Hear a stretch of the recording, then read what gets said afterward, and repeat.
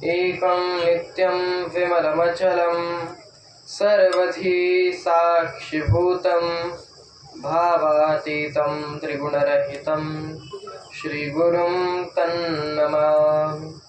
अज्ञानतिमिरान्धस्य ज्ञानाञ्जनशलाकया चक्षुरुन्मीलितं येन तस्मै श्रीगुरवे नमः। तस्मै श्रीगुरवे नमः। तस्मै श्रीगुरवे नमः।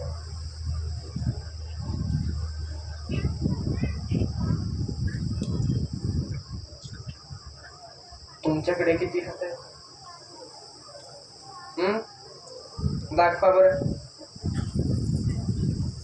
सगळ्यांनी हातावर करा, पूर्ण दोन्ही हातावर। तुमच्यामध्ये शक्ती आहे का? आहे का? आहे तर सिद्ध करून तर दाखवावं लागेल।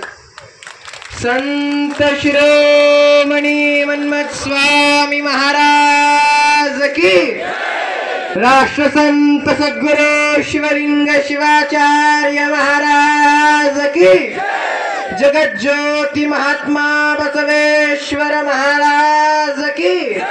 हर हर हर हर हर हर।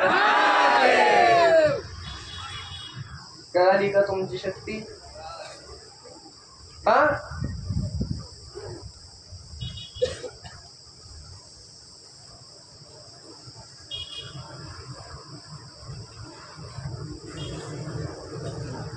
तुम्हाला सांगतो,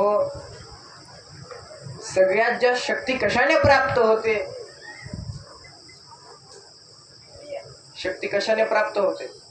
बल कशाने प्राप्त होते? जिम झाल्याने प्राप्त होतं का? आजकालचे पोरं जिमला जातात, होतं का? उग फुफुजलं होते काय? पण ब्रह्मचर्यत्वामध्ये आणि योगामध्ये अपार बल आहे।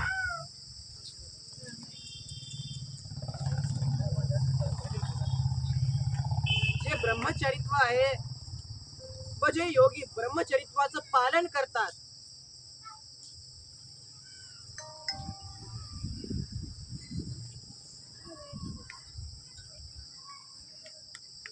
जे योगी ब्रह्मचरित्वाचं पालन करतात, जरी ते संसारी असू द्या, पण वेळ सरलेली नसते। जरी संसारामध्ये आहे, पण तरी जेव्हा वैराग्याची प्राप्ती होते,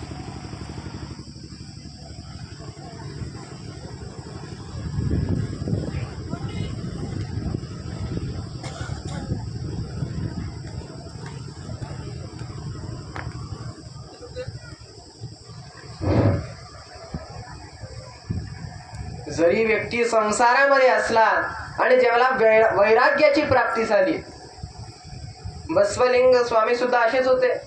आधी संसारामध्ये होते, नंतर वैराग्याची प्राप्ती झाली। कशामुळं? त्यांनी पाहिलं की त्यांचा कुळ काय, ते कोणत्या वंशामध्ये जन्माला आले, आणि त्यांनी अभंग रचला, मुळी बाप होता ज्ञानी म्हणून लागल काय। आणि सगळ्यात मोठा विषय काय? बसवलिंग म्हणे, तैसी आम्हालाज सत्पुरुषाचे बीज कैसे आम्ही। बसवलिंग स्वामींनी सदी स्वतः आत्मचिंतन केलं आणि नंतर वैराग्याची प्राप्ती झाली, आणि त्यानंतर ब्रह्मचरित्वाचं पालन केलं, आणि ब्रह्मचरित्वाचं पालन करण्याने अपार बल लाभतं। तुम्हाला सांगतो, बिज्जलाचं सैन्य, मोठं राज्य होतं। सैन्य संख्या ही मोठी होती। काय? सैन्य संख्या सुद्धा मोठी होती।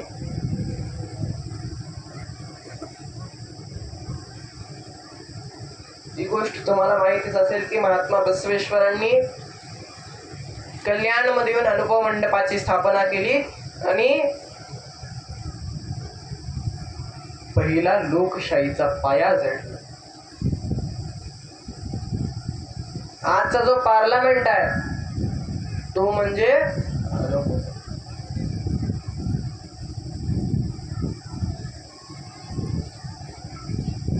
बघा आपली संस्कृती किती महान आहे. जे आपल्या पूर्वजांनी 12व्या शतकामध्ये करून ठेवलं तर हे दुसरे लोक केव्हा आत्ता करून आणि नाव कोणाचं तर आता युवा जागृत झालेला आहे आणि प्रत्येकाला कळालेलं आहे की लोकशाहीचा जर पहिला पाया कुठे जडलाय तर ते भारतामध्ये. आणि ते कोणी रचला तर एका ब्रह्मचरित्वाचं पालन करणाऱ्या त्या महान बुद्धिमंत क्रांती सूर्य महात्मा बसवेश्वरांनी रचला.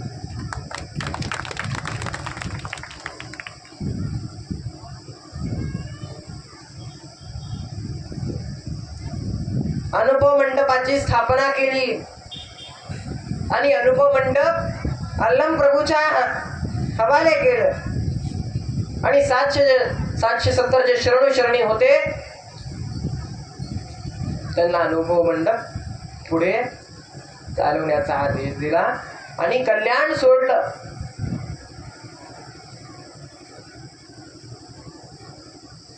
तुम्हाला सांगतो जर कोणताही समाज आपल्या भारताचं हेच दुर्दैव आहे की जो कोणी पुढे जायचं बघतो तर दुसरे पाय ओढून खाली आपटतात. हे दुर्दैव आहे भारताचं.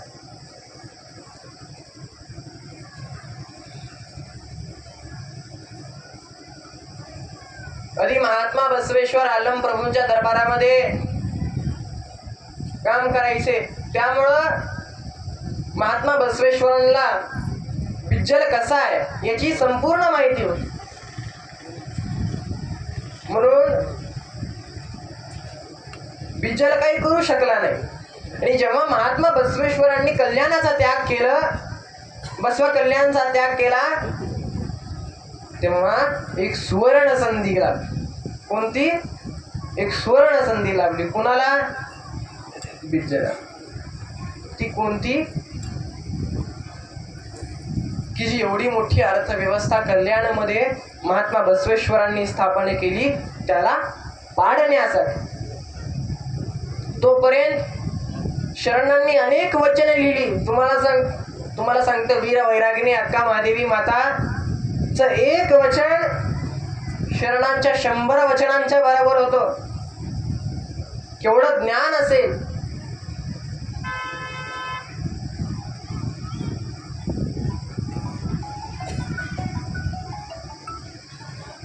त्या अनुभव मंडपामध्ये कोणी राजाच्या घराण्यातलं नव्हतं. सगळे गरीब. कोणी शूद्र होतं कोणी चामार होतं. असे 770 जण एकत्रित आले. कुठे तुम्हाला सांगतो जर शिवाजी महाराजांचं जर उदाहरण जर द्यायचं असेल तर ते महात्मा बसवेश्वरांच्या रूपामध्ये द्यावे. आपल्या या महाराष्ट्र भूमीमध्ये जर छत्रपती शिवाजी महाराज होते तर कर्नाटकच्या भूमीमध्ये महात्मा बसवेश्वर होते. आपल्याला काय सांगितलं जातं की छत्रपती शिवाजी महाराजांनी तानाजीला घेतलं.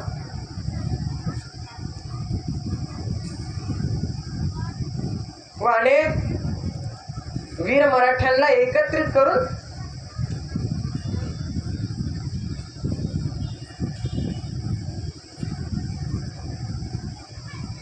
सगळ्यांना एकत्रित केलं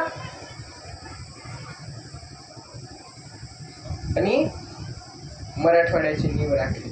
तर मी तुम्हाला सांगू इच्छितो महात्मा बसवेश्वरांनी त्याच्याही आधी काळामध्ये जेव्हा अंधश्रद्धेचा पगडा जब्बर होता आणि जेव्हा प्रत्येक जणाच्या मनामध्ये अंधश्रद्धा ही रुजलेली होती तेव्हा ज्ञानाची पेरणी करण्याकरिता कोणी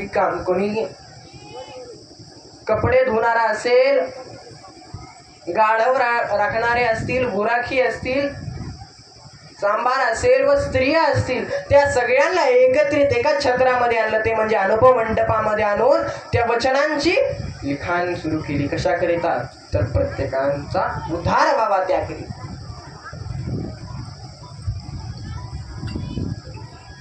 छत्रपती शिवाजी महाराजांचे त्यांच्या सैन्यामध्ये एक वीर होते. ते कोण? बाजीप्रभू. बाजीप्रभू देशपांडे बद्दल तुम्हाला माहिती आहे का? तर तसाच एक तडफदार वीर त्या 770 शरणांपैकी एक होता. जर आपल्या घरामध्ये आग लागली, आपल्या घरामध्ये आग लागल्यावर आपली आई काय करते? आपले वडील काय करतात? पैसे, सोनं, नाणं सगळं बाहेर आणतात का नाही? सगळे मूल्यवान गोष्टी बाहेर आणतात का नाही? का? म्हणजे ते आगीमध्ये जाऊ नये त्याकरिता त्यांची चिंता. कुठे शेताचे कागद, ही सगळी मूल्यवान गोष्टी जाऊन आणतात. पण जेव्हा बिजलांना कळालं की महात्मा बसवेश्वरांनी कल्याणचा त्याग केलाय, त्यावेळेस त्यांनी मंत्रिमंडळाला सांगितलं की आत्ताच्या आत्ता कल्याणवर हमला करा, कल्याणवर हमला करा असा निरोप धाडला. त्यानंतर जेवढं काही बिजलाचं सैन्य होतं ते कल्याणला पोहोचलं. बिजलाचं जे काही सैन्य होतं ते कल्याणला पोहोचलं आणि कल्याणला पोहोचल्याबरोबर अनुभव मंडपामध्ये प्रत्येक शरणाला मारायला ते तत्पर होते. जे वचन साहित्य शरणांनी लिहिलेले होते त्यामध्ये आग लावण्यात आली. त्या वचन भंडारामध्ये आग लावण्यात आली. कशाकरिता? तर संस्कृतीचं पतन होण्याकरिता. तुम्हाला सांगतो, जर कोणत्याही देशाला जिंकायचं असेल तर त्याला परास करून चालणार नाही, त्याच्यामधली संस्कृतीचा नाश झाला पाहिजे, हे सगळ्यात मोठा ध्येय आहे. आणि हाच मुघलांनी आपल्या ह्याच्यावर अनुकरण केलं त्याचं. आणि बिजलांनी सुद्धा हेच केलं. जर या शरणांना संपवायचं असेल तर जी वचन संपत आहे त्याला आगीमध्ये झोकावं लागणार आहे. हे बिजलांनी ओळखलं आणि म्हणूनच त्या वचन साहित्यामध्ये आग लावण्यात आली. आणि आग लावण्यात आल्याबरोबर त्या शरणांनी विसरले की आपल्यावर काठ्या येत आहेत, आपल्यावर तलवारी चालत आहेत. ते सोडून सुद्धा ते कुठे धावले? त्या वचन भांडारामध्ये धावले. आणि आधीच्या काळी कशावर लिहायचे? पानावर वचन लिहिली जायची. तर यथाशक्ती यथाप्रयास शरणांनी त्या वचन भांडारामधून त्या आगीमध्ये जाऊन जेवढे वचन त्याचं संरक्षण होऊ शकतं याची दक्षता घेऊन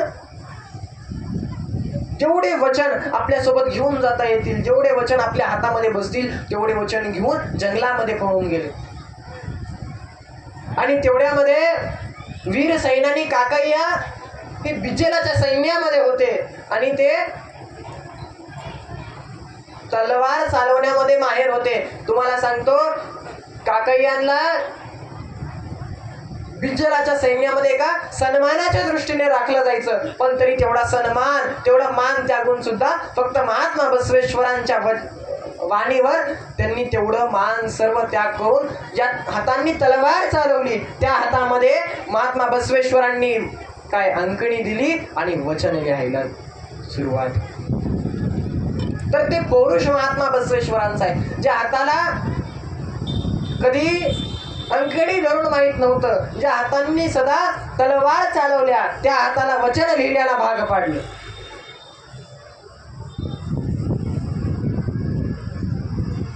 शरणांनी कुणाचं रक्षण केलं? त्या वचनांचं. आणि आता शरणांचं रक्षण कोण करणार? प्रश्न आहे. बिजलाचं सैन्य फार मोठं, शरणांचं रक्षण कसं करावं? तर त्यासाठी सैनानी काकय्यांनी जी आपली गंजलेली तलवार होती त्याला काढलं आणि प्रत्येक सैन्यावर प्रहार करायला सुरुवात केली. सगळे शरण जंगलामध्ये पळून गेले. तर तुम्हाला सांगतो, एवढा असंख्य सैन्य होतं तर त्या तेवढ्या सगळ्या सैन्याचा एकट्या काकय्यांनी सामना केला. बाजी प्रभूंची अशीच गोष्ट आहे ना की जोपर्यंत शिवराय गडावर पोहोचले नाही तोपर्यंत प्राणाचा त्याग झाला नाही, तर जोपर्यंत शरण ती वचने सुरक्षित जागेपर्यंत पोहोचली नाहीत. जरी काकय्या लहूलुहान झाले तरी त्यांच्या प्राणाचा प्राण करून, त्यांच्या श्वासाचा श्वास करून त्या वचनांच्या रक्षणाकरिता, त्या शरणांच्या रक्षणाकरिता ते तत्पर होते. आणि जेव्हा त्यांना बातमी कळाली, त्यांना निरोप कळाला की शरण सुरक्षित आहे, ती वचन संपदा राखल्या गेलेली आहे, तेव्हा त्यांनी आपल्या प्राणाचा त्याग केला. हे कशामुळे संभव आहे? हे कशामुळे आहे? कारण मृत्यूला मारोणी सावकाश, मृत्युंजय झाला अविनाश, तयापासून सावकाश मृत्यू सिकाका. हे सामर्थ्य कशामुळे आलं? हे सामर्थ्य फक्त आणि फक्त शिवभक्तीचं सामर्थ्य आहे. हे फक्त शिवप्रेमाचं सामर्थ्य आहे. आणि हे फक्त संत सन्मानाचं सामर्थ्य आहे. आणि हे सामर्थ्य कशासाठी आहे? तर पुढच्या येणाऱ्या पिढीला, पुढच्या युवा पिढीला यथागत ज्ञान पाहिजे, हा समाज सुधारला पाहिजे, त्याकरता हा शौर्य, हे सामर्थ्य.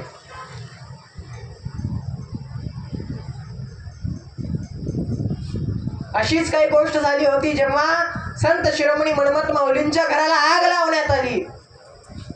मन्मथ माऊलींनी रचलेले अनेक ग्रंथ त्या आगीमध्ये जळून गेले. त्यांच्या शिष्यांनी व त्यांनी जेवढं ग्रंथसंपदा हातामध्ये घेऊन घराच्या बाहेर निघता येईल तेवढं प्रयत्न केला, पण बरीच ग्रंथसंपदा जळून.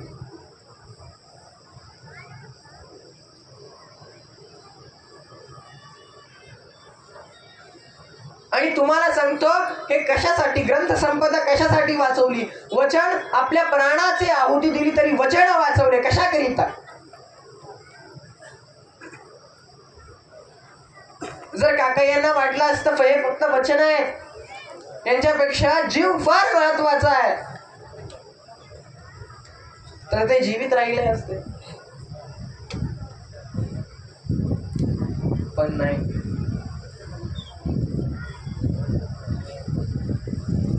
फक्त आणि फक्त महात्मा बसवेश्वरांच्या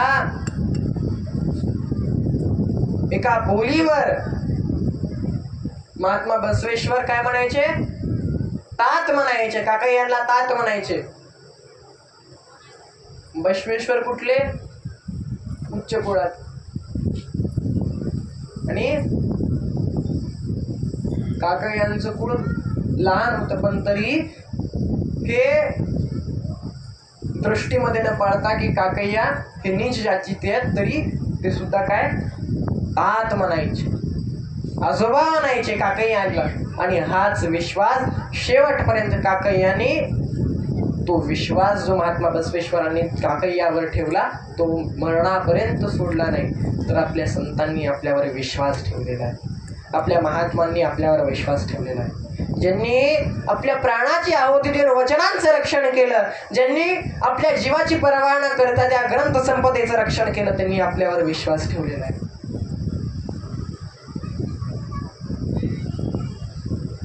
कोणता विश्वास? की ही जी ग्रंथ संपदा वाचवता वाचवता आम्ही आपल्या प्राणाचा त्याग केलं. ही ग्रंथ संपदा वाचवता वाचवता आम्ही आपल्या कुटुंबाचं ध्यान धरलं नाही, आम्ही हे स्मरण केलं नाही की आम्ही गेल्यानंतर आमच्या कुटुंबाचं काय होणार. फक्त स्मरणामध्ये एक गोष्ट होती, जर ही वचन संपदा वाचली, जर ही ग्रंथ संपदा वाचली, तर पुढच्या येणाऱ्या पिढीला काही नवा उद्देश येऊ शकतो, नवीन संस्काराचं अनुकरण घडू शकतो. तर संतांनी आपल्यावर एवढी मोठी जबाबदारी दिलेली आहे, एवढा मोठा विश्वास ठेवलेला आहे. हे बघा सांगतो, एका वेळेस तुमचे वडील तुमच्यावर विश्वास करणार नाही, पण एवढा मोठा विश्वास संतांनी तुमच्या आणि आमच्या खांद्यावर ठेवला, एवढी मोठी धुरा तुम्हाला दिली, एवढं मोठं कर्तव्य पार पाडण्याकरिता तुम्हाला योग्य समजलं.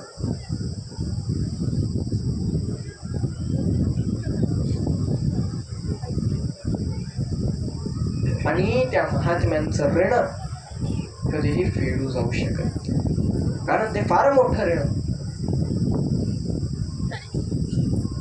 आताच म्हणाले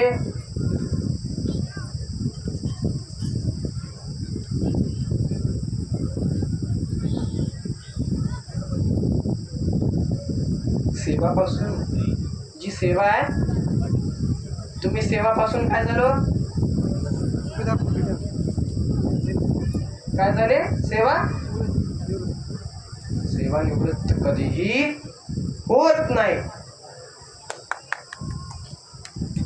का सांगतो, आधी ते राष्ट्राची सेवा करायची. कशाची, राष्ट्राची. माणूस जोपर्यंत मृत्यूला जात नाही तोपर्यंत कधीही सेवा निवृत्त होत नाही. फक्त सेवा करण्याचं रूप बदलतं. आधी ते राष्ट्राची सेवा करायचे, तेही कसं, डायरेक्टली. आता इनडायरेक्टली करायचं तुम्हाला. ते कसं मी आधी म्हणलं होतं, जर एका देशाचा नाश करायचे तर तिथल्या संस्कृतीचा नाश करावा लागतो. तर आता जर राष्ट्राचं संरक्षण करायचंय तर संस्कृतीचं संरक्षण करावं लागतं. सेवा निवृत्ती कधीही होत नाही, फक्त आणि फक्त रूप बदलतं सेवा करण्यास. आधी तुम्ही राष्ट्राची सेवा करत होतात, आधी तुम्ही भारताची सेवा करत होतात. आता ज्या मूल्यांवर भारत चालतं, ज्या मूल्यांवर राष्ट्र चालतं, त्या मूल्यांची रक्षा करण्याची जबाबदारी ह्यांचीच नव्हे तर आपल्या सगळ्यांची आहे.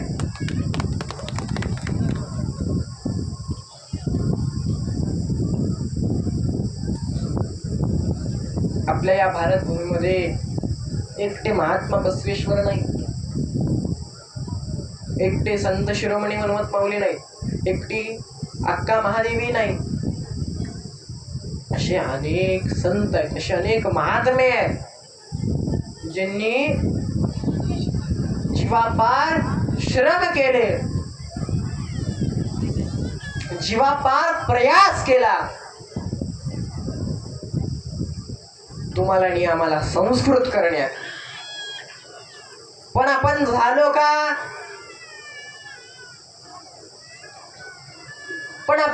का, ही जी लोक पावलेली संस्कृती होती,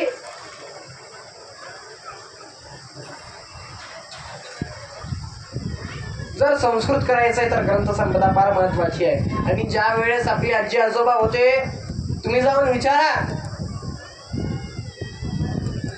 जे तुमचे आजी आजोबा असतील त्यांच्या लहानपणी कुठली तरी ग्रंथसंपदा उपलब्ध होती का? परम रहस्य ग्रंथ तुम्हाला उपलब्ध होता का? शिवानंद बोध तुम्हाला उपलब्ध होता का? नाही. स्वयंप्रकाश तुम्हाला उपलब्ध होता का? नाही. तुम्ही विचारा, तुमच्या आजोबांच्या काळामध्ये ही काही ग्रंथसंपदा माहिती होती का? संत शिरोमणी हनुमंत माऊली माहिती होते का? शिवदास माऊली माहिती होते का? बसवलिंग स्वामी माहिती होते का? नाही.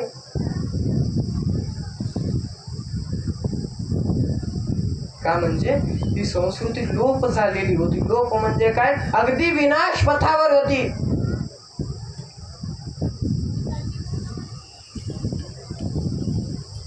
यवनांचा काळ, ज्या काळामध्ये आपल्या संस्कृतीचा नाश व्हायचा, आपल्या ग्रंथसंपदा जाळण्यात यायच्या, तशा काळामध्ये संतांनी खंबीर भूमिका घेतली आणि जी ग्रंथसंपदा होती त्याला लपवून ठेवलं. पण खजिना कोणाला भेटतो? जो कमर बांधून हुडकायला निघतो त्यालाच खजिना भेटतो का? नाही. का घरी बसून मिळतं? खजिना भेटल्यानंतर सगळ्यात पहिलं काम काय करावं? घर भरावं, आहे का नाही? खजिना लाभला की घर भरावं. तुम्ही भरता का? एवढा मोठा ज्ञानाचा खजिना लाभला, ती लोप पावलेली संस्कृती, विलुप झालेले ग्रंथ यांचा या ग्रंथांचा पुन्हा जीर्णोद्धार करण्याकरिता, हनुमंत माऊलीच्या मंदिराचा जीर्णोद्धार करण्याकरिता राष्ट्रसंतांनी जे पुढाकार घेतला, स्वतः कमर बांधून या खाणीमध्ये उतरून त्या सुवर्ण ज्ञानाची पेटी उघडली आणि ती उडून स्वतःसाठी वापरली. नाही तर समाजामध्ये प्रत्येक रत्न वाटला आणि ते प्रत्येक रत्नांचं, प्रत्येक वचनाचं आणि त्या प्रत्येक ग्रंथाचं अनुकरण झालं पाहिजे, आचरण झालं पाहिजे, ते पाठांतरित झाले पाहिजेत. तेव्हाच त्या संतांनी जो आपल्यावर विश्वास ठेवला, तेव्हाच जो शरणांनी आपल्यावर एवढ्या दृढपणे जो संकल्प घेतला त्याची पूर्ती याच्यानेच होणार आहे, ते ऋण याच्यानेच मुक्त होणार आहेत. आपण ऋणमुक्त कधी होऊ शकणार नाही, पण कण मात्र याची भरपाई आपण करू शकतो. काय काय केलं काय पाहिजे, तर त्या वचनांचं एक वचन त्याचं आचरण केलं पाहिजे, परमरहस्यातली एक उभी अनुकरण केलं पाहिजे, तत्वाने वागलं पाहिजे, स्वधर्माने निजू नका जागा जागा, स्वधर्म सोडलं नाही पाहिजे, स्वधर्माने वागलं पाहिजे, आचरण शुद्ध ठेवलं पाहिजे आणि भगवंतावर शुद्ध भाव ठेवला पाहिजे. हा प्रत्येक संप्रदाय, बसवण्णाची शिकवण, मनमत माऊलींचे ग्रंथ आणि राष्ट्रसंतांचा अनुभव हेच आपल्याला सांगितलं. काही वेगळं सांगितलं का? नाही.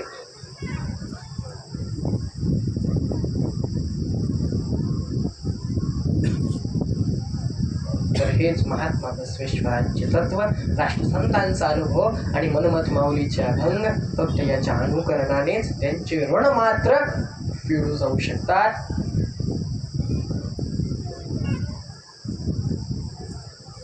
तर या सुवर्ण मूल्यांचा आपल्या आयुष्यामध्ये त्यांचं अंगीकरण करावं, त्या वचन संपदेचं आचरण करावं आणि फक्त ह्याच्याने जी आपली संस्कृती आहे ती आणखीन दृढ आणि दृढ होते. आणि युवा मंडळींनी जी बसव जयंती आहे त्याला फारच मनावर घेतलेलं नाही दिसून येतं. आणि तिथल्या धर्माबादचे 2-3 पोरं आहेत. आता तुम्हाला सांगतो, मी 2 दिवस झालं इंस्टाग्राम काढलं, त्याच्यावर 2-3 धर्माबादचे पोरं आहेत बघा माझ्या कॉन्टॅक्ट. तर त्यांची प्रत्येक पोस्ट कशावर असते? 30 एप्रिल कमिंग सून. काय? बसव जयंती. स्टोरी दररोजची काय? Coming soon. काय? बसव जयंती. Coming soon. तर आता त्याच्याने हे तर पटलं की आता वृद्ध मंडळी जरी घरात बसली तरी युवा मंडळी आता रणामध्ये उतरलेली आहे. युवा मंडळी रणामध्ये उतरलेली आहे. आणि जी आधीची युवा मंडळी होती त्याच्यापेक्षा तिपटीनं जे महात्म्यांचे विचार आहेत त्यांच्या प्रसाराला सक्षम अशी उतरलेली आहे. आणि त्यांच्याकरिता एकदा जोरदार टायर. आणि फक्त या मूल्यांचं आचरण केलं पाहिजे. आणि त्याच्यानेच संतांना, महात्म्यांना आणि राष्ट्रसंतांचं जे अपूर्ण स्वप्न होतं त्यांना साकार करण्याचं ध्येय आपल्या हातामध्ये आहे. तर ही सुवर्ण संधी तुमच्या हातातून सुटू देऊ नका. कारण बसव जयंती फक्त हे एक निमित्त आहे. कशाकरिता? जनजागृतीचं फक्त हे एक निमित्त आहे. महात्मा बसवेश्वरांच्या फोटो समोर नाचल्याने काही होणार नाही. महात्मा बसवेश्वरांच्या फोटोला हार घालल्याने काही होणार नाही. महात्मा बसवेश्वरांची जी वचन संपदा आहे त्याची पूजा केल्याने काही होणार नाही. फक्त आणि फक्त ती महात्मा बसवेश्वरांची प्रतिमा मनामध्ये छापावी लागते. त्याच्यानेच बसव प्रसन्न. आणि प्रत्येक वचनाचं अनुकरण तुमच्या जीवनामध्ये व्हावं. आणि त्या क्रांती सूर्याचा प्रकाश तुमच्या मनामध्ये जो अंधकाराचा तिमिर आहे तर त्या क्रांती सूर्याची किरणे त्या अंधकाराला छेदून तुम्हाला ज्ञानमय असा प्रकाश देतील अशी प्रार्थना राष्ट्रसंतांच्या चरणी समर्पित करून तुमच्यात विराजमान असलेल्या त्या अनंत कोटी ब्रह्मांड नायक प्रभूला कोटी कोटी वंदन समर्पित करतो. ओम शांती शांती. आता हात वर करा बरं. आता जाताना मला महाराजांना हातच लिहितो. तर पहिल्यांदा जी घोषणा केली होती त्याच्यापेक्षा आणखी जोरात करायची आहे. कशी करायची? पूर्ण धर्माबाद तालुक्यामध्ये जय जयकार गुंजली पाहिजे. पाहिजे का नाही? तर गर्जना अगदी जोऱ्यामध्ये झाली पाहिजे. जगज्जेती महात्मा बसवेश्वर महाराज की, संत शिरोमणी मनमत स्वामी महाराज की, राष्ट्रसंत सद्गुरु शिवलिंग शिवाचार्य महाराज की. हर हर हर हर हर हर